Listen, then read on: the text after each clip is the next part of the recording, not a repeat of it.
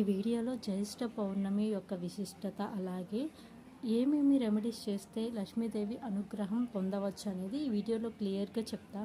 కొంచెం స్కిప్ చేయకుండా ఎండ్ వరకు చూడండి, నేను ఏం చెప్తున్నానో మీకు అర్థమవుతుంది. ఈరోజు ఆదివారం 31వ తారీఖు జ్యేష్ఠ పౌర్ణమి. జ్యేష్ఠ పౌర్ణమి రోజు ఏంటంటే లక్ష్మీదేవి కుబేరస్వామి వచ్చి ఈ జ్యేష్ఠ పౌర్ణమి రోజున భూమి మీద సంచరిస్తారు. సో వాళ్ళ అనుగ్రహం మనం పొందాలంటే చిన్న చిన్న రెమెడీస్ కొన్ని చేయగలిగితే కనుక వాళ్ళు మన ఇంట్లో స్థిర నివాసం ఉంటారు. అలాగే ధనలాభం, ఆర్థిక సమస్యలు తొలగిపోతాయని చెప్పి ఒక నమ్మకం.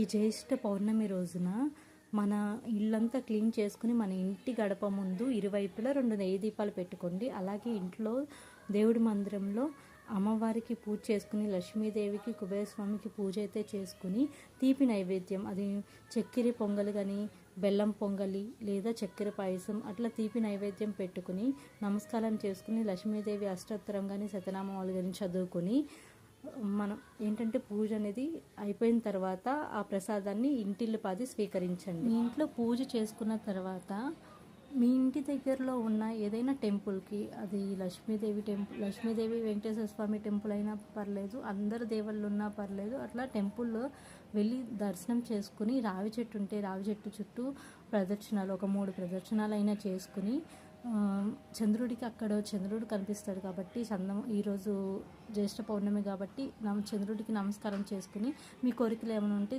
అక్కడ చెప్పుకుంటే ఖచ్చితంగా కోరిన కోరికలు అయితే తీరుతాయి. నా ఛానల్ నచ్చితే ప్లీజ్ సబ్స్క్రైబ్ చేసుకుని లైక్ చేయండి.